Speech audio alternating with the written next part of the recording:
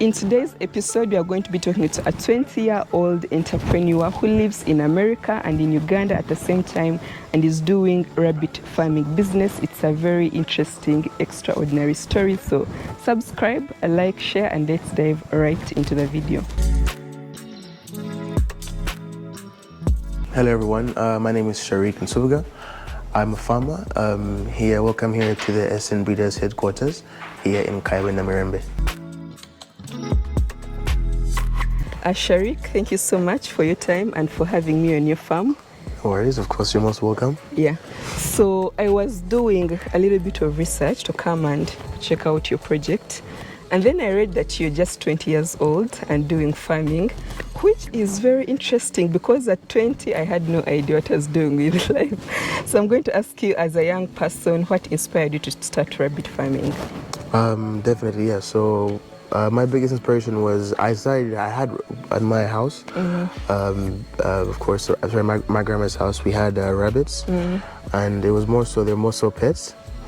And of course, growing up, it was something that I had a passion about, but I didn't know its commercial value or commercial viability until I finally got some space to explore the potentials of the venture and brought the project here to the farm.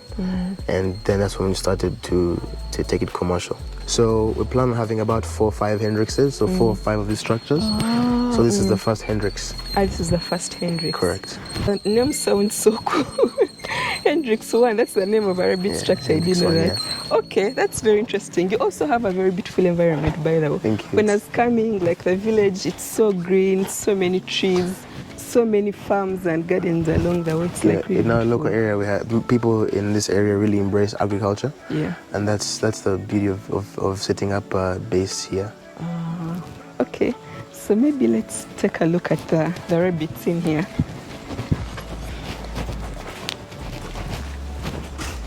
Wow. So this is how a home of rabbits looks like. Yeah, this is the hutch, right? This is the hutch. This is a hutch. Hendrix means that was our code name for the structure. So we didn't want to say house number 1, house number 2. So this is Hendrix 1. Understood. Right? So these are the hutches. Yeah. So I saw that you guys call yourselves SN breeders. So does that mean that you're actually doing breeding? Currently, before we were doing breeding, which means we're selling the breeders in genetics, but now we're going into more value addition. So we do meat processing and breeders as well, same time. At the same time. Yes. Very, very interesting. So it's very quiet in here. A rabbit's quiet like this. Yeah, rabbits are they're pretty quiet animals. They don't tend to have a lot of noise unless, of course, tampered with or disturbed. But usually the environment is normally quiet, like as you can hear it right now. There are no yells or screaming, like similarly in poultry or other livestock. Yeah. So you've said that your grandmother had rabbits. So as a kid, maybe you played with them as pets. Correct. So that made you want to do rabbit farming as an adult. It didn't make me want to do it, but I just admired the animals as they were. But I never knew that they were commercially viable. Okay. That means I never knew that you could make money out. Right? Okay. So until, of course, I brought it here, now I see the value of it. So how did you start this farm? Like, how did you get the idea of let me start? Did it start out like something very small, or did you just say like, let me try this out? No, so basically what happened was I wanted to try it out, right? Of course, I believe in slow and gradual progress. So of course, right now we have about 20 structures in here, 20 cages, hatches. There we go. Yeah. So we have about 20, but I began with 2. The first year and a half to 2 years, we're at 2.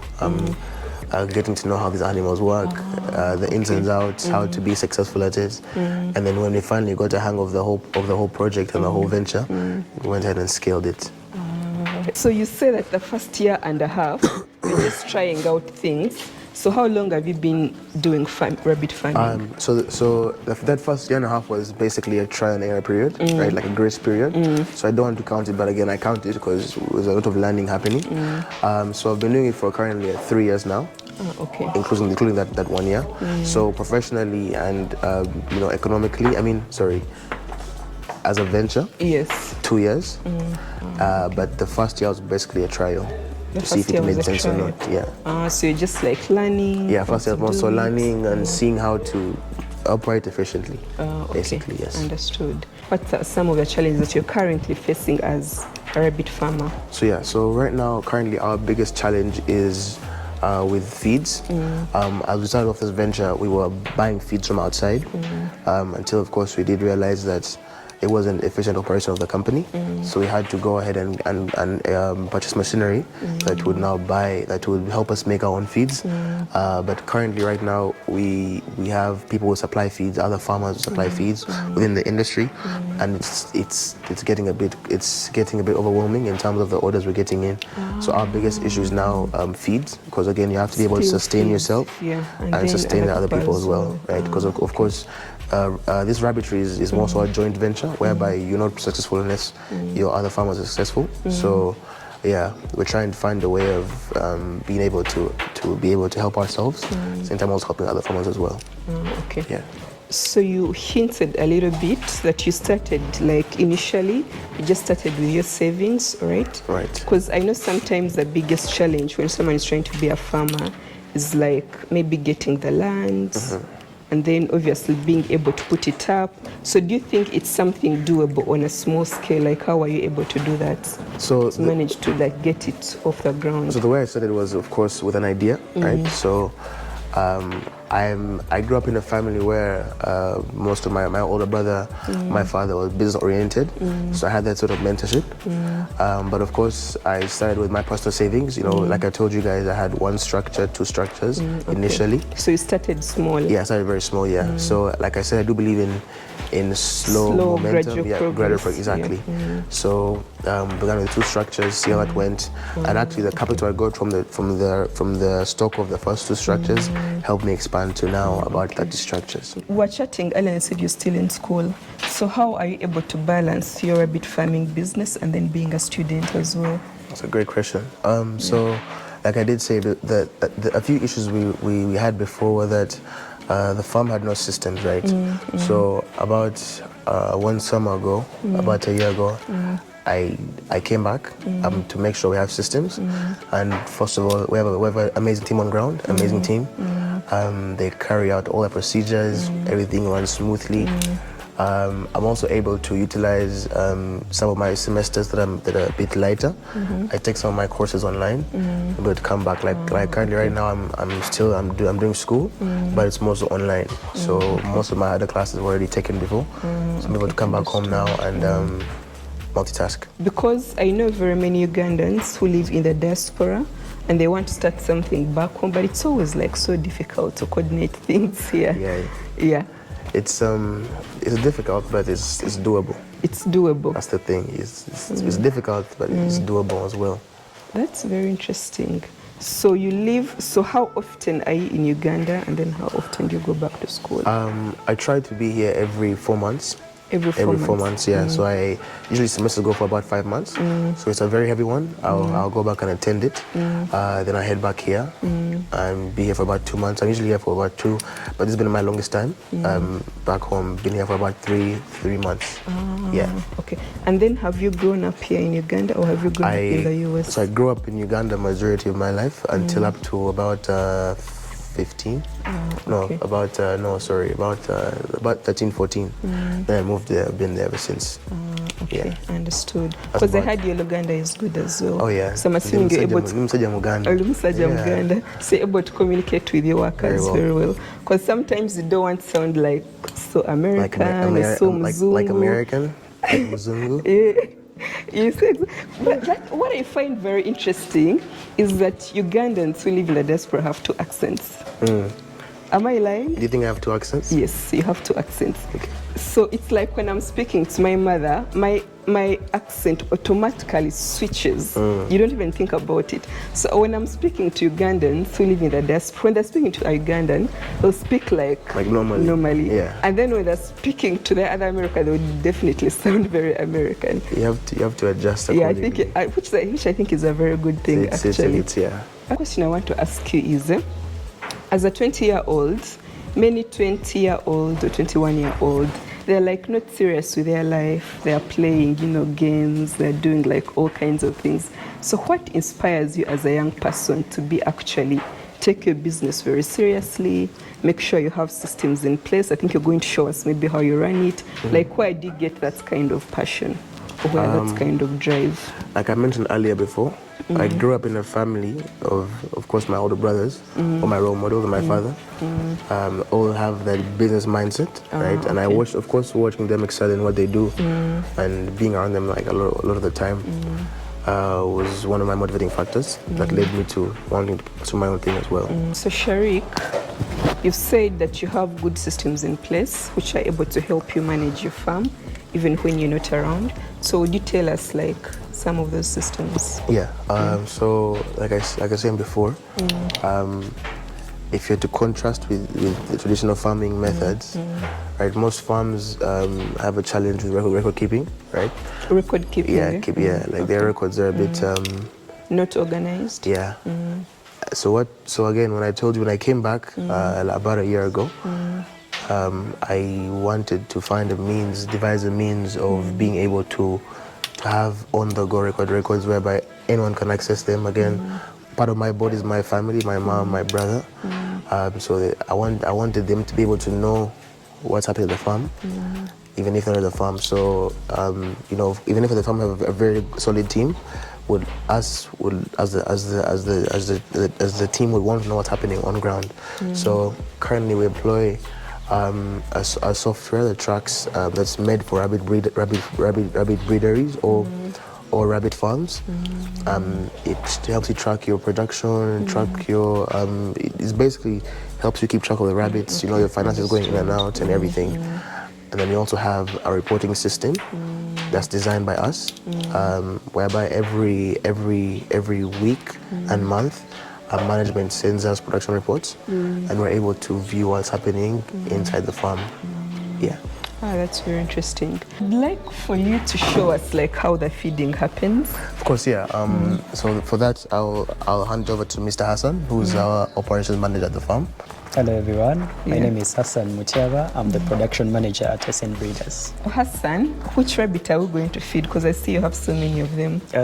These ones have been fed, so I was moving to this one. Okay. That's quite a big rabbit, by the way. So you just drop the pellets there? Yes, we drop them here, then they are delivered to the other end. Yes. And then it comes and picks them? Yes, it picks them from over here. Okay. Wow, that's a huge rabbit. So what kind of breed is that? How do you call that rabbit, particular one? That's a checkered giant. Checkered giant? Checkered giant. Checkered giant? Yes. Oh, wow, it's really cute. No wonder rabbits are called pits. So they also feed on grasses, so you have grass on the inside. So where is water? Do you also deliver for them drinking water? Oh, water, they use nipple to get the water. A nipple? Yes. So they access the water from these nipples here. Oh, wow. So that's a water thing. So it taps on that thing, then water comes to it. So what are these, these things that I see? This Would you teach us? This is the gutter system. It drains the urine that they pee. Then also we use it to collect the manure they pass out. So I heard someone say that everything about rabbits is useful. True. Is that correct? That's correct. So the urine is for manure? Manure and pest repellent for most of our vegetables. So what else is useful about the rabbit? The manure can be used for crop production. Yes. For us, we use it for plantain. Other farmers use it for coffee. They need it so much for coffee. Then also can be used in vegetables. So you're saying you have vegetables as well? Yes, we do. Okay, maybe you'll show us after. So they are coat, they are skin. What does the skin do now? The skin can be used to make handbags, ladies' bags. So do you actually save the skin when, assume you cut a rabbit, do you actually keep the skin for something useful? Yes, we do. Really? Yes. I didn't know that. That's very interesting. I didn't know that. So what other activities do you do here, Hassan, to keep this place running really well?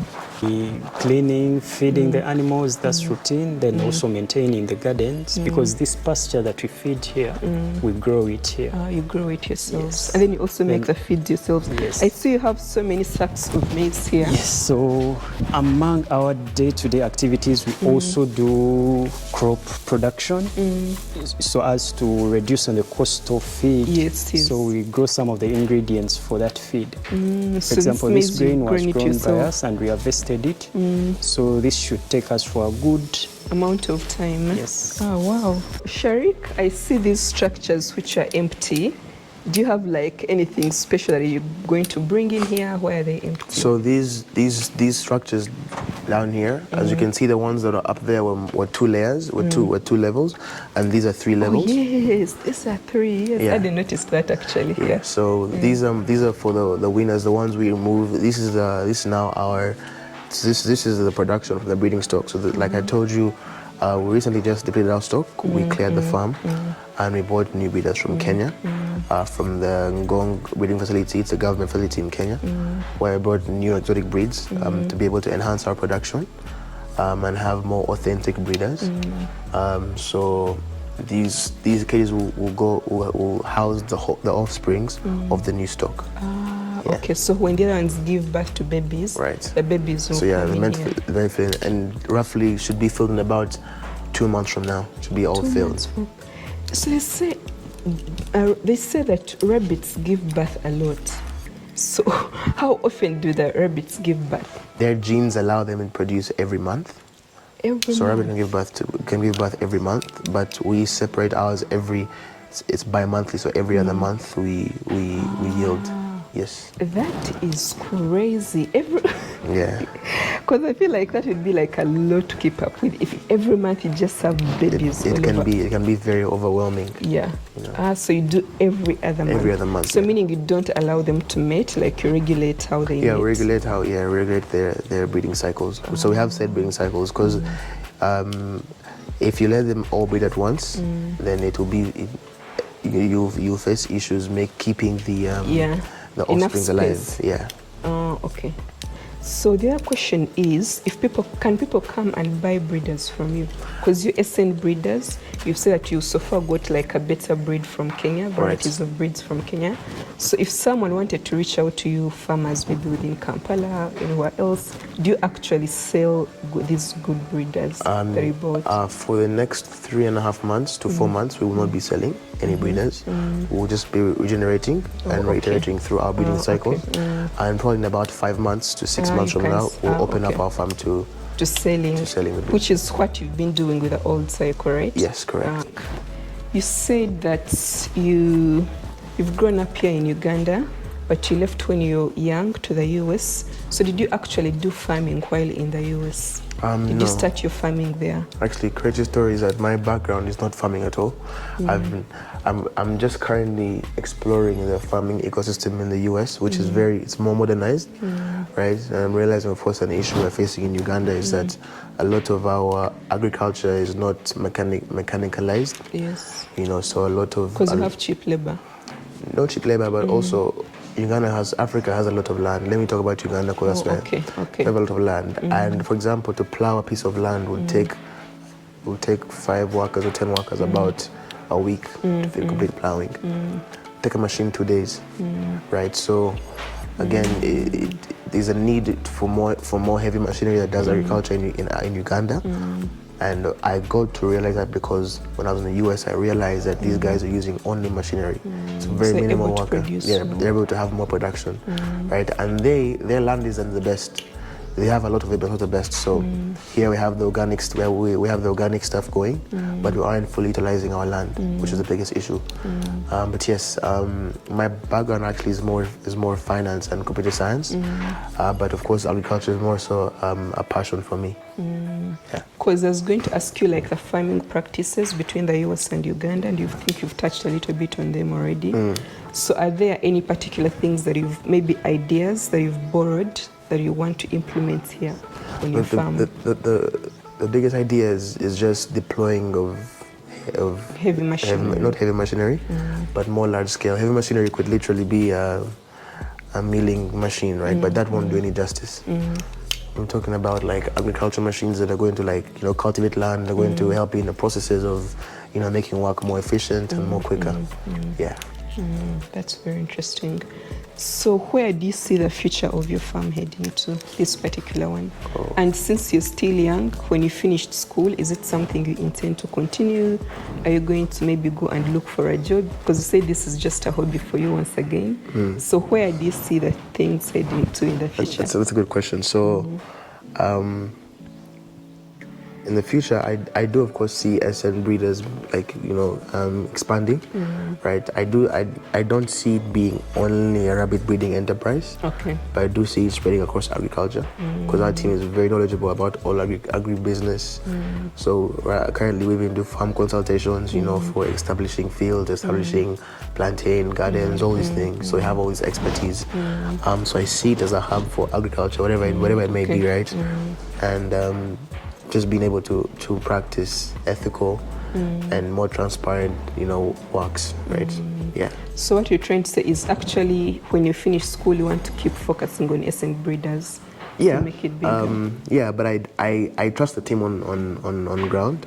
I trust them. I can wake up with one eye closed, and it will still make sense. It still make money. So I'm not yet sure. I like to cross the bridge when I get there. Okay.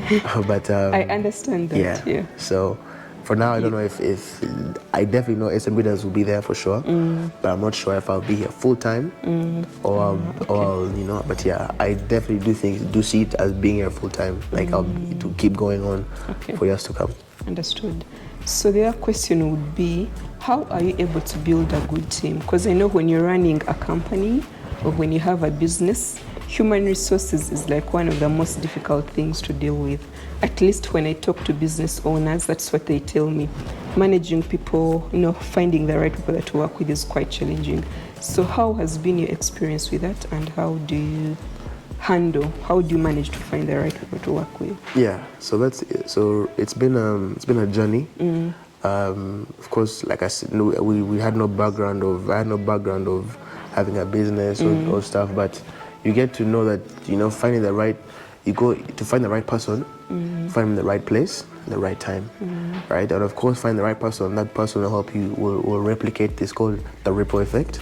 So a good person will help you find another good person. So we've been able to. I think I've been lucky, or God has been on our side, that we've been able to find people who are transparent and want a better good of the company. So we've had a very good team that's been able to hold it down for the past 2 years. So yeah, there's no magic portion. So Sharik, I'm going to ask you maybe the most important question: is rabbit farming profitable in your experience so far? Yeah, it's definitely profitable. Of course, if it's done the right way, it's profitable, right? But there can be person X and Y that will go do it another way, and they won't be profitable. But then they will learn through the They can learn from experience, yes. Okay. But I would say through my 3 years of being in this industry, it is profitable. Okay. Yes. So do you encourage young people to actually pursue farming? It Yeah, seems like a young person who maybe is your age, and they are not sure, like, should I look for a job? Because Uganda doesn't have very many jobs. Right. Or should they pursue farming? Do you think that's something they should consider? I would, yes. Farming in general, I would consider people to pursue farming because there's a huge untapped potential of agriculture. Let me even call it agriculture in Uganda. So whatever it is, if you're doing cows, dairy, if you're doing maize, if you're doing poultry, go ahead, do it. But my niche that I chose was rabbitry, and of course I got into the industry when it wasn't fully developed. But now it's taking structures. Right, people are now getting to know the product more. People are now seeing the value in rabbit meat. There's now a reason to have rabbits, around in the ecosystem. Okay. Yeah. So you told us that you recently sold all your rabbits. I can't remember the exact term that you used. So I'm assuming when you're breeding, your customers are farmers, right? But then when you sell out everything for meat, are you selling to like restaurants and individuals? So there's a big client base. So there's the market that's addressable, they're their medical facilities, their schools, their individuals, their restaurants, their hotels, their butchers. Right now, the market we have access to, right, are maybe the individuals, right, maybe the butchers, the restaurants, getting the schools, so some of the markets requires some certification if you're trying to close in on, but yeah, it's a huge market. So like when we depleted our stock, it was mostly going to restaurants, and yeah, so people supplying restaurants and hotels and whatnot. Yeah. Very interesting. So meaning this is a venture where if someone wanted to enter in right now, the market is like virgin market, which is not like there is still a lot of demand for. Yeah. So the biggest issue we've actually encountered has been that the demand for the product outweighs the supply. So there's very high demand and the supply is very little. For example, let's say at a point I have 1,000 rabbits, right? Each rabbit dead weight can yield you about 2.5 kilograms, right? You have an order of 100 kilograms, right? So if you ask yourself, how do I get these quantities? You can't sell. I'll have to sell about, let's say I'll have to cut roughly about 30 rabbits. So if that, so the current market is about 1 ton a week demand. So that's a lot. What? Yeah, so that's about 1,000 kilos. 1,000 kilos. Yeah, it's about 1,200 rabbits. So if I have 1,000 rabbits at my farm, that took me 6 months or 5 months to grow. Yeah, you can't cut everything. I would have to kill my whole stock. Which right? you can't. Which I can't do, because that would be taking me back to the village. That's very interesting. Okay, so you said you have some plantain outside. Yes. Let's go and take a look at it as we conclude the video. Yeah, no problem. Yeah, okay. So Sharik, yeah, this looks like a whole very beautiful village. But sometimes do you like get bored? Because people want entertainment, people want, something. It's called like dopamine. They want like something to entertain them. Some thrill. So do you thank you, thrill. So did you find this boring or is it fun? Do you actually enjoy it? No, I find I find just being around. This is basically like me being at work. Right. So. My wife, I enjoy my work. Okay. So there's nothing really that will make me bored here. Because again, at the end of the day, you make money from it. So yeah, so I don't find it boring per se. It's not boring. No. Okay, because you're working. Because I'm working, right? I'm at work. Okay, understood. Because sometimes someone will think like, you want to be in the city, out in the club, like you need that kind of vibe. I mean, that's what young people want, so yeah. Club is a controversial space. I know, yeah, I know for sure, but but like, of course, momentarily, you aren't in the club Monday through Friday. Of course not, yeah. So, and I'm on the farm Monday through Friday. I'll be here 2 days in a week. And then now, of course, one thing I'll admit is I'm never at the farm on the weekends. Okay. So you have your days off like Saturday and Sunday. So like if I want to go out, then I'll go out on the weekend. Okay, understood. So you have like cassava, and I can tell it's like grown and ready. Right. Yeah. So we don't only have cassava actually. So our main product that we are doing a pilot on is the plantains. I love plantain, by the way. That's like one of my favorite food. Really? So all this, I love plantain. All this is plantain garden. Yeah, decided to do a pilot project to see the effect on of this manure on the manure that you get from the rabbits. Yeah. So this is an acre. This plantain is on an acre long, roughly. So it yields very, very nice looking. Yes, they look very healthy. They're very healthy. Yeah. Yeah, they look very healthy. So all the manure we use, all that we get from the rabbits. The rabbits is fully used in here, right? It shows for itself, right? Yeah, it does. So this healthiness of the plantain is because of that manure. Correct. Correct. So That manure has to be very powerful, eh? yeah, it's very organic, right? It's very organic. The manure we use is very organic, so it Because helps. these bananas are very healthy. They're Yeah. like really, really healthy. So again, this is what kind of helped us gain our traction in the manure market, right?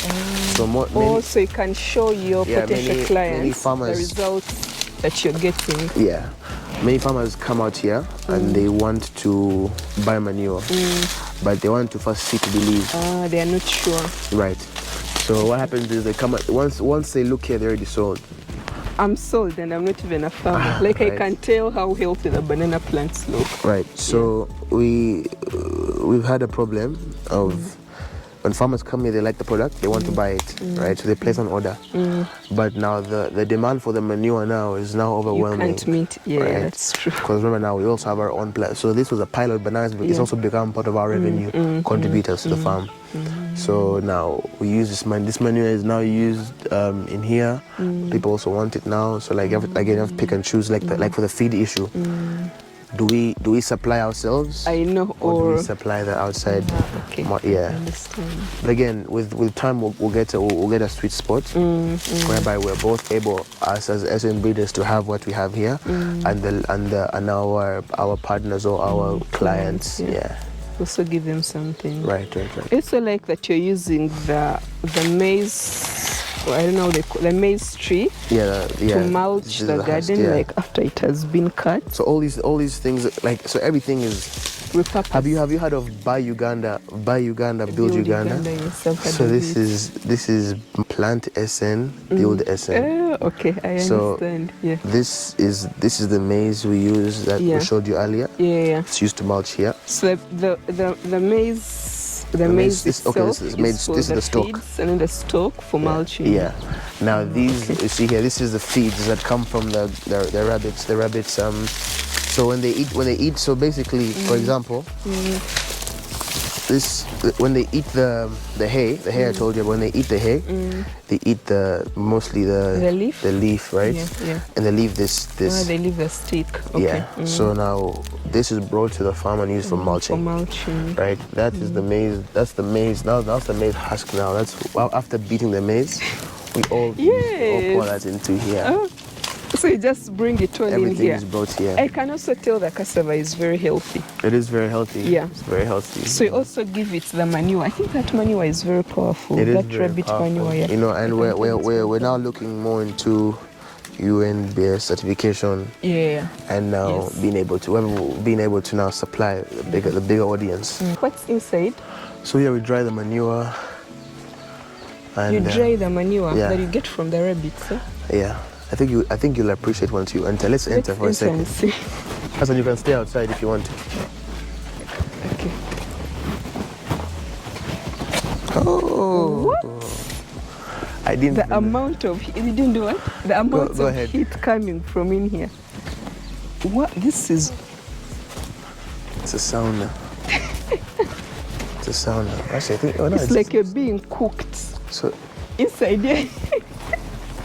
It's extremely hot. Oh my God. So the important part is here we dry the manure from here.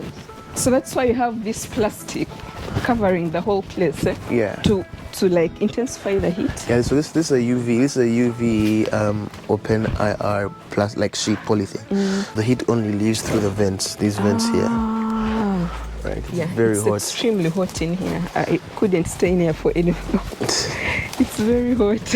And here is where we have our hay racks that we used to dry the hay on. Like rabbits are meant to have wet, fresh feeds. So we dry it from here. Oh my God, it's so hot. To be dry. Yeah. When you're complaining of the sun outside, now you feel like a breeze. Now you feel like after because it's extremely hot in there. Sharik, if people want to reach out to you, maybe they may want to buy the nice breed that you have, or they may want to buy manure from you. How do they contact the farm? I think the most easiest way is to use our website. I believe it's www.snbreeders.com, and they're able to find the work we do, and our contacts, and just know more about the company. Okay.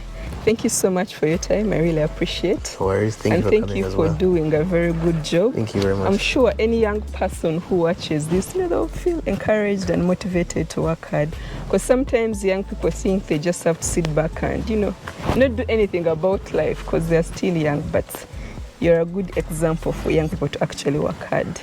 Appreciate that. Thank you. So thank you so much for watching, guys. To my new and returning subscribers, thank you so much, guys. If you've not yet subscribed, make sure that you do subscribe. It helps a lot for me to be able to bring you amazing stories on this channel. So see you on the next one. Bye bye.